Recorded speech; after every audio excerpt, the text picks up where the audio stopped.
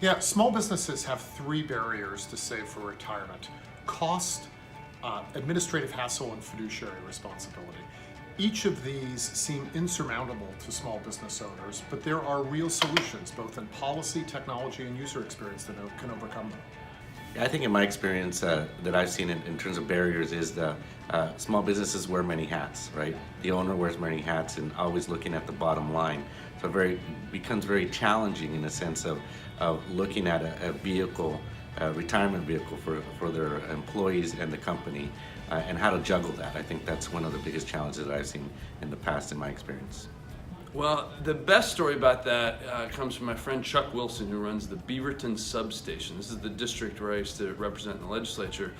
This is Cheers, the place where everybody knows your name. He's been running this place forever, and he says it best. He says, I want to help my employees save for their retirement, but I don't have an HR department. I got sandwiches to make. And so I think we're making it easier for employers and employees alike to get across the bureaucratic barriers to be able to focus on their business instead of process and take control of their own financial future.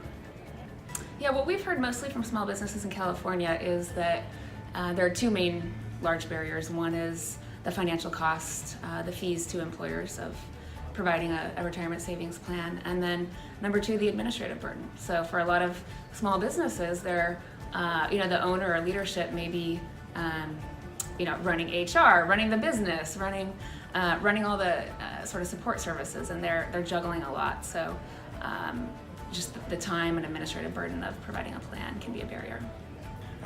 One is really complexity, and the other is cost. So anything you can do to simplify the solutions down and make it as accessible as possible for the small business owners, but also for their employees, that's a big win for them. So I think simplicity is really the way to go.